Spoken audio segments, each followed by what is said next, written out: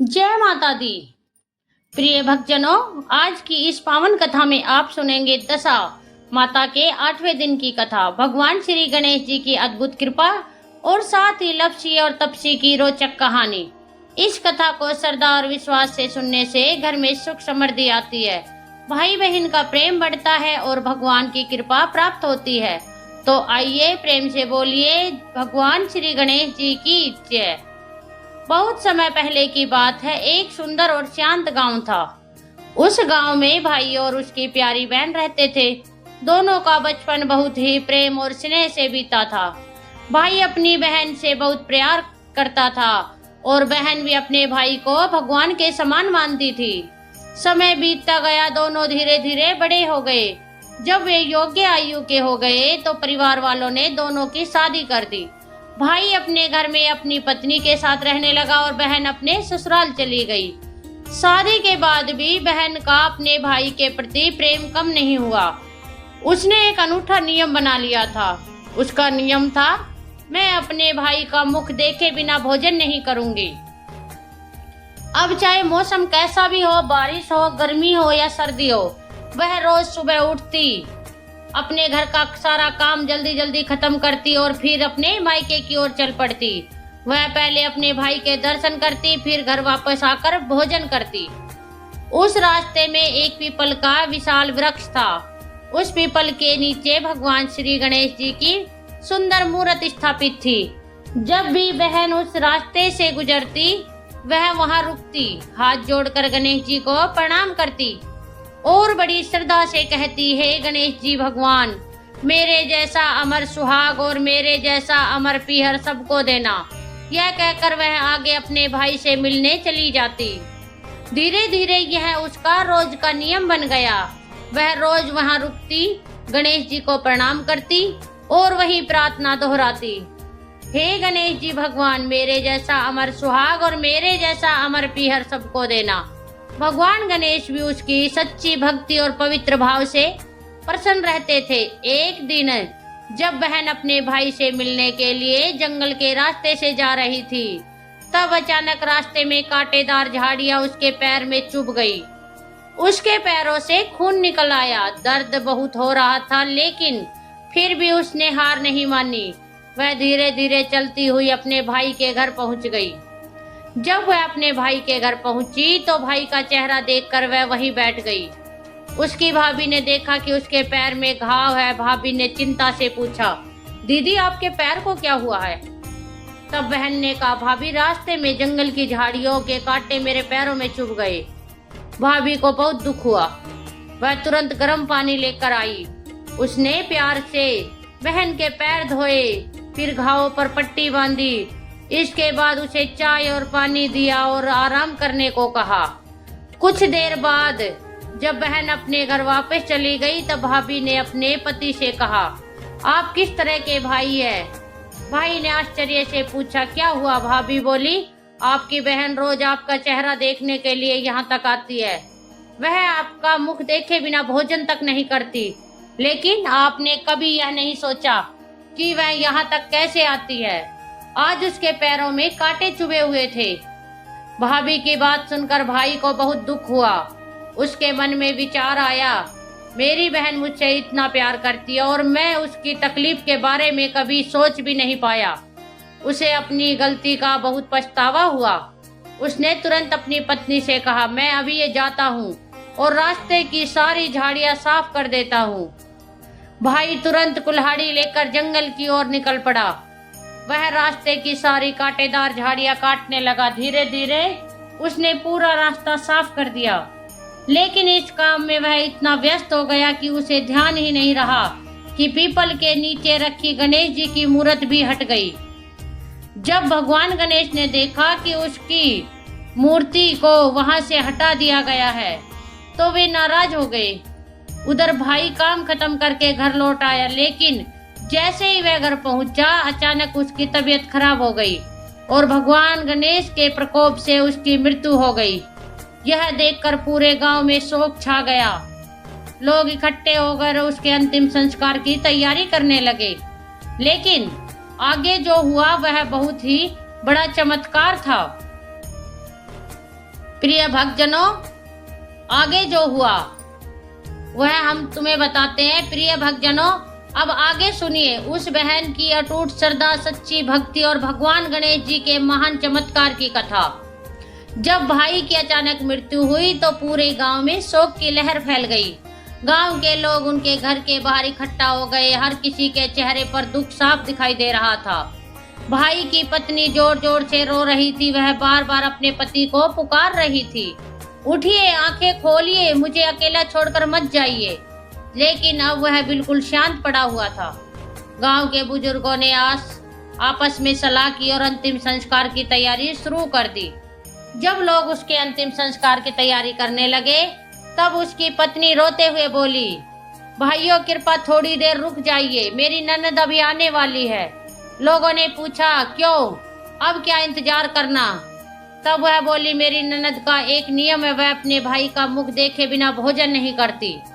वह रोज यहाँ आती है, अभी भी जरूर आएगी।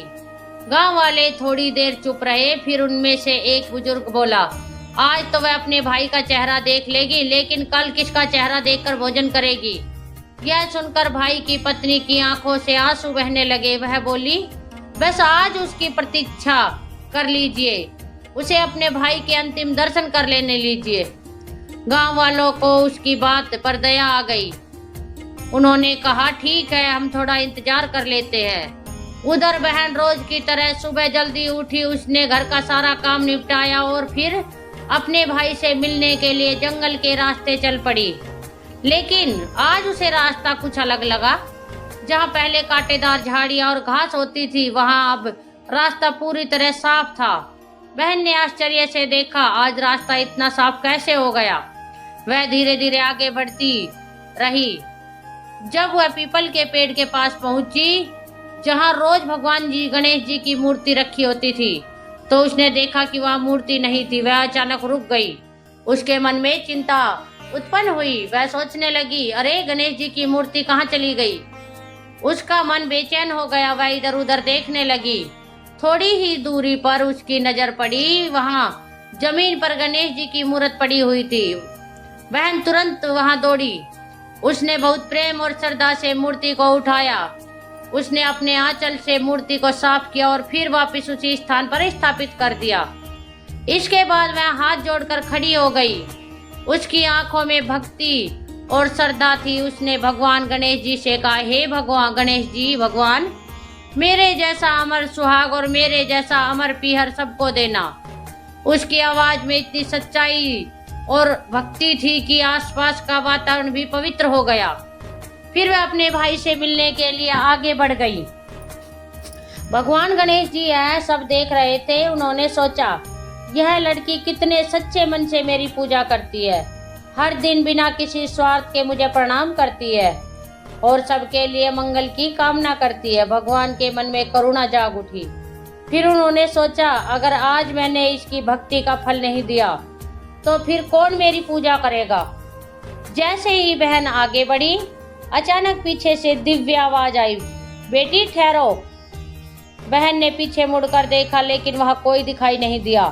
वह थोड़ी घबरा गई। तभी फिर आवाज आई, इस खेजड़ी के पेड़ की 7 पंक्तियां तोड़ लो, उन्हें कच्चे दूध में मिलाकर अपने भाई के ऊपर छिड़क देना, तुम्हारा भाई उठकर बैठ जाएगा। यह सुनकर बहन चौंक गई। वह सोचने लगी, यह आवाज किसकी थी? लेकिन वहां कोई दिखाई नहीं दे रहा था। बहन ने मन ही मन सोचा, शायद यह भगवान का संदेश है। उसने वही किया जो उसने सुनाई दिया था। वह खेजड़ी के पेड़ के पास गई। उसने 7 पत्तियां तोड़ी और उन्हें अपनी चुनरी के पल्लू में बांध लिया। फिर वह तेजी से अपने भाई के घर की ओर चल पड़ी। उसे यह नहीं पता था कि आगे कितना बड़ा चमत्कार होने वाला है। जब वह अपने भाई के घर पहुंची तो उसने देखा कि वहां बहुत सारे लोग इकट्ठा थे। घर के अंदर से रोने की आवाजें आ रही थी। उसका दिल जोर जोर से धड़कने लगा। वह अंदर गई और जो दृश्य उसने देखा, उसे देखकर उसके पैरों तले जमीन खिसक गई। उसका भाई जमीन पर निश्चल पड़ा हुआ था। पास में उसकी भाभी रो रही थी। यह देखकर बहन जोर से रो पड़ी। प्रिय भक्तजनों, अब कथा का वह भाग आता है जो सबसे भावुक और चमत्कारी है। यह वह क्षण है जब सच्ची भक्ति, बहन का प्रेम और भगवान गणेश की कृपा मिलकर एक ऐसा चमत्कार करते हैं जिसे सुनकर हर भक्त की आंखें नम हो जाती है। प्रेम से बोलिए भगवान श्री गणेश जी की जय। जब बहन अपने भाई के घर के आंगन में पहुंची तो उसने देखा कि वहां बहुत सारे लोग इकट्ठा थे। घर के बाहर खामोशी छाई हुई थी और अंदर से रोने की आवाजें आ रही थी। उसका दिल जोर से धड़कने लगा। उसके मन में अजीब सी घबराहट होने लगी। वह धीरे धीरे अंदर गई और जैसे ही उसकी नजर अपने भाई पर पड़ी, उसके पैरों तले जमीन खिसक गई। उसका भाई जमीन पर निश्चल पड़ा हुआ था। उसके पैर पास उसकी भाभी रो रो कर बेहाल हो रही थी। यह दृश्य देखकर बहन का दिल टूट गया। वह जोर से रो पड़ी और अपने भाई के पास बैठ गई। बहन अपने भाई के सिर को अपनी गोद में रखकर रोने लगी। वह बार बार कह रही थी, भैया यह आपने क्या कर दिया? आप मुझे छोड़कर कैसे जा सकते हैं? मैं तो रोज आपका चेहरा देखने आती थी। अब मैं किसका मुख देखकर भोजन करूंगी? उसकी आवाज इतनी दर्द भरी थी कि वहां खड़े लोगों के आंखों में भी आंसू आ गए। गांव के लोग धीरे धीरे कहने लगे, देखो बहन का अपने भाई के प्रति कितना सच्चा प्रेम है।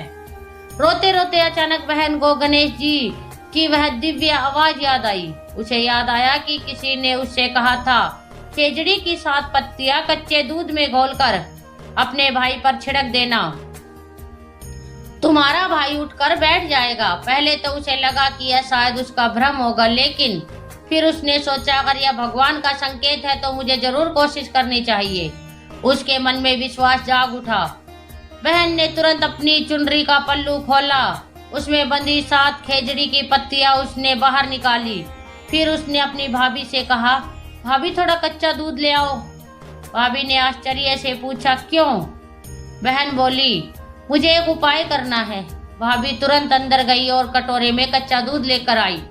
बहन ने उन 7 पत्तियों को दूध में डाला। फिर उसने भगवान गणेश जी का स्मरण किया। उसकी आंखें बंद थी और होठों पर प्रार्थना थी, हे गणेश जी भगवान, अगर मेरी भक्ति सच्ची है, अगर मेरे मन में अपने भाई के लिए सच्चा प्रेम है, तो मेरे भाई को जीवन दे दीजिए।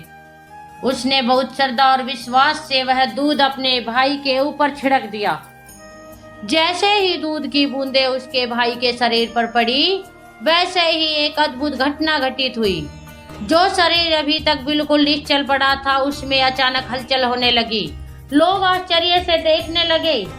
कुछ ही क्षणों बाद उसका भाई धीरे धीरे उठकर बैठ गया। सभी लोग स्तंभ रह गए। भाई ने आंखें खोली और आश्चर्य से चारों ओर देखने लगा। फिर वह अपनी बहन को देखकर बोला, बहन आज तो मुझे बहुत गहरी नींद आ गई थी। यह सुनकर बहन की आंखों में से खुशी के आंसू बहने लगे। वह रोते रोते बोली, भैया ऐसी गहरी नींद तो किसी दुश्मन को भी ना आए। फिर उसने अपने भाई को सारी घटना बता दी। कैसे भगवान गणेश जी की मूर्ति हट गई थी, कैसे भगवान नाराज हो गए थे और कैसे भगवान की कृपा से उसे यह उपाय मिला। यह सब सुनकर गांव के लोग आश्चर्य में पड़ गए। हर कोई यही कह रहा था, यह तो भगवान का चमत्कार है, इस बहन की भक्ति में बहुत शक्ति है। कुछ लोग हाथ जोड़कर भगवान गणेश जी का नाम लेने लगे। सभी लोग एक स्वर में कहने लगे, हे गणेश जी भगवान, जैसे आपने इस बहन के भाई की रक्षा की, वैसे ही सभी बहनों के भाइयों की रक्षा करना। सभी का अमर पीहर दे और अमर सुहाग बनाए रखना। पूरा गांव गणेश जी की जय के जयकारे से गूंज उठा। उस दिन के बाद से गांव के लोगों को भगवान गणेश पर विश्वास और भी बढ़ गया। इस घटना से सभी लोग को एक बड़ी सीख मिली। सच्ची भक्ति में बहुत शक्ति होती है। अगर मन में विश्वास हो तो भगवान के प्रति सच्चा प्रेम हो तो भगवान असंभव को भी संभव बना देते हैं। यह तो थी भगवान गणेश जी की अद्भुत कथा और बहन की सच्ची भक्ति का चमत्कार। अब आगे की कथा में आप सुनेंगे दशा माता की कथा, नर और मादा पक्षी की अद्भुत कहानी, जिसमें एक बान चिड़िया को दशा माता की कृपा से संतान प्राप्त होती है। जय माता दी। प्रिय भक्तजनों, अब सुनिए दशा माता की एक अत्यंत पवित्र और चमत्कारी कथा। यह कथा हमें बताती है कि सच्ची श्रद्धा और माता के व्रत से असंभव भी संभव हो जाता है। प्रेम से बोलिए दशा माता की जय। बहुत समय पहले की बात है, एक विशाल जंगल में एक सुंदर बरगद का पेड़ था। उस पेड़ की ऊंची शाखा पर एक नर और एक मादा चिड़िया अपना छोटा सा घोंसला बनाकर रहते थे। दोनों का जीवन बहुत सरल और खुशहाल था। सुबह होते ही वे आसमान में उड़ जाते और दाना पानी ढूंढकर शाम को वापस अपने घोंसले में लौट आते। लेकिन उनके जीवन में एक गहरा दुख था। वह दुख यह था कि उनकी कोई संतान नहीं थी। समय बीतता गया। मादा चिड़िया जब भी दूसरे पक्षियों के घोंसले को देखती तो उसका दिल दुख से भर जाता। वह अक्सर अपने पति से कहती, देखो सबके बच्चे हैं लेकिन हमारे घोंसले में आज तक कोई चहचहाट नहीं गूंजी। नर चिड़िया उसे समझाता, प्रिय दुख मत करो, जो भगवान की इच्छा होगी वही होगा। लेकिन मादा चिड़िया का दिल फिर भी उदास रहता। एक दिन जंगल के पास से कुछ गांव की स्त्रियां गुजर रही थी। वे आपस में बातें कर रही थी। आज दशा माता का व्रत है। जो स्त्री श्रद्धा से यह व्रत करती है उसकी सभी मनोकामनाएं पूरी होती है। मादा चिड़िया ने यह सब बातें सुन ली। उसके मन में आशा की एक किरण जाग उठी। वह सोचने लगी, अगर यह व्रत करने से मनोकामना पूरी होती है तो मैं भी दशा माता की पूजा करूंगी। अगले ही दिन मादा चिड़िया ने पूरे मन में दशा माता का स्मरण किया।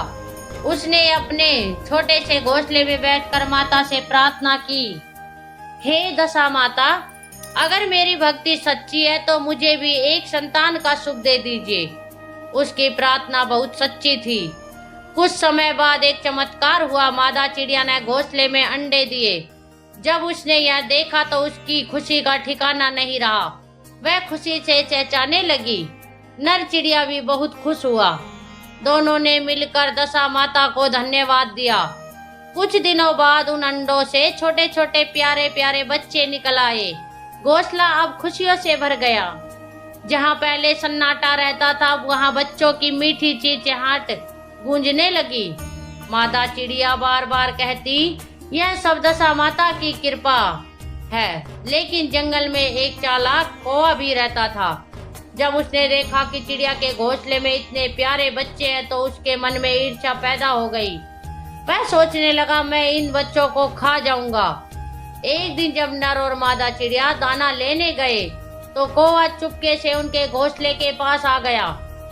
जैसे ही कौवा बच्चों को नुकसान पहुंचाने लगा, अचानक एक तेज हवा चलने लगी। पेड़ की शाखाएं जोर जोर से हिलने लगी। कौवा डर गया और तुरंत वहां से उड़ गया। मादा चिड़िया जब वापस आई तो उसने अपने बच्चों को सुरक्षित पाया। उसने तुरंत समझ लिया यह दशा माता की कृपा है। उस दिन के बाद मादा चिड़िया रोज दशा माता को धन्यवाद करती। उसने अपने बच्चों को भी यही सिखाया, हमेशा भगवान और माता का आभार मानना चाहिए।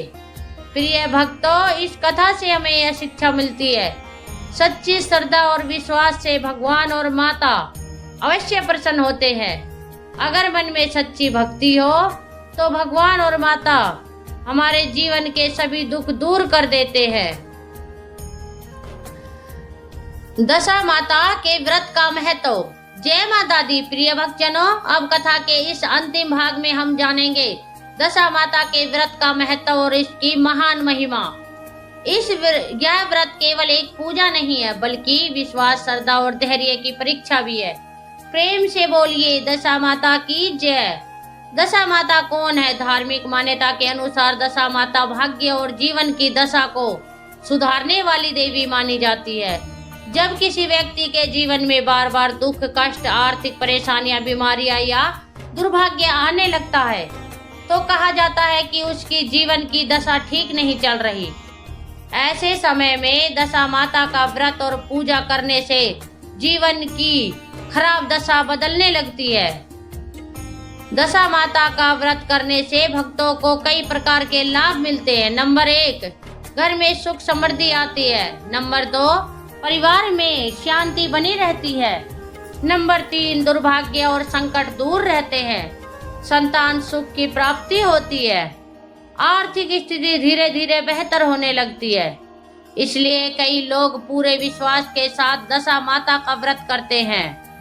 व्रत करने की परंपरा के अनुसार दशा माता का व्रत चैत्र मास में विशेष रूप से किया जाता है। इस दिन महिलाएं सुबह जल्दी उठकर स्नान करती है और साफ कपड़े पहनती है। फिर घर में या किसी मंदिर में दशा माता की पूजा की जाती है। पूजा के समय माता से प्रार्थना की जाती है, हे दशा माता, हमारे जीवन की बुरी दशा को दूर कर दीजिए और हमारे घर में सुख शांति बनाए रखिए। दशा माता के व्रत में 10 गांठ वाला धागा बहुत महत्वपूर्ण माना जाता है। इस धागे को पूजा के समय माता के सामने रखा जाता है और बाद में गले या हाथ में धारण किया जाता है। कहा जाता है कि यह धागा माता की कृपा और सुरक्षा का प्रतीक होता है। दशा माता के व्रत के दिन कथा सुनना या सुनाना बहुत शुभ माना जाता है। कथा सुनने से भक्तों के मन में श्रद्धा और विश्वास बढ़ता है और यही श्रद्धा धीरे धीरे जीवन में सकारात्मक बदलाव लाती है। प्रिय भक्तों, किसी भी व्रत या पूजा की सबसे बड़ी भक्ति श्रद्धा और विश्वास होती है। अगर पूजा केवल दिखावे के लिए की जाए तो उसका फल नहीं मिलता, लेकिन अगर मन में सच्ची भक्ति हो तो माता अवश्य प्रसन्न होती है और अपने भक्तों की रक्षा करती है। कथा की अंतिम सीख, सच्ची भक्ति कभी व्यर्थ नहीं जाती। धैर्य और विश्वास से हर कठिनाइयां दूर हो जाती है। भगवान और माता हमेशा अपने सच्चे भक्तों की रक्षा करते हैं। तो भक्तजनों, यही थी दशा माता की पवित्र कथा और उसके व्रत की महिमा, महान महिमा। जो भी श्रद्धा और विश्वास से इस व्रत को सुनता है, उसके जीवन की कठिनाइयां धीरे धीरे समाप्त होने लगती है और घर में सुख समृद्धि आती है। अंत में प्रेम से बोलिए, दशा माता की जय। गणपति बप्पा मोरिया। जय माता दी। प्रिय भक्तजनों, अब सुनिए दशा माता की एक और अद्भुत और शिक्षाप्रद कथा, लप्सी और तप्सी की कहानी।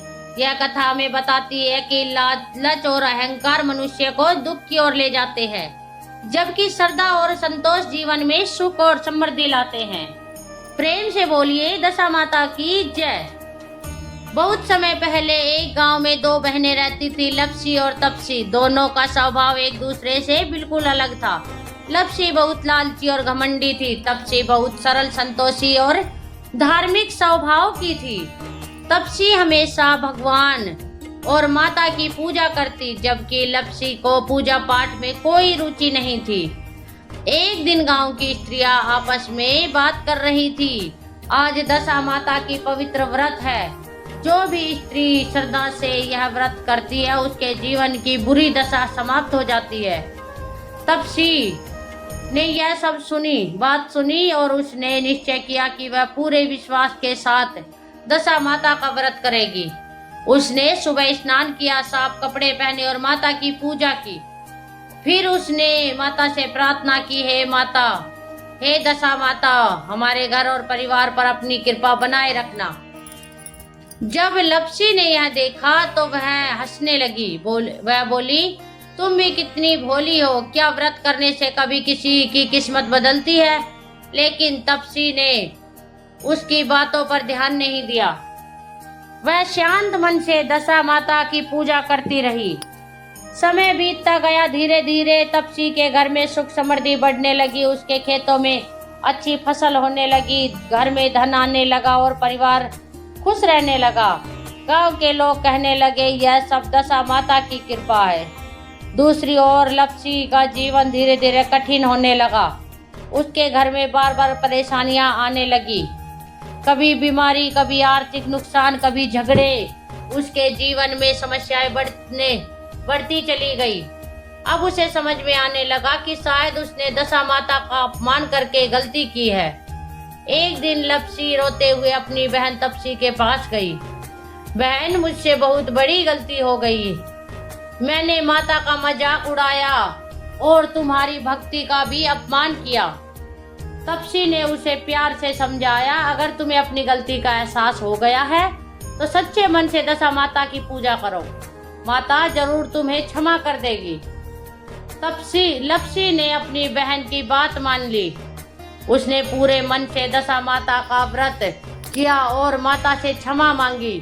कुछ समय बाद उसके जीवन में भी बदलाव आने लगा।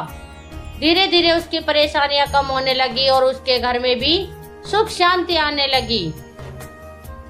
प्रिय भक्तों, इस कथा से हमें एक बहुत बड़ी सीख मिलती है। भगवान और माता की भक्ति का कभी मजाक नहीं उड़ाना चाहिए।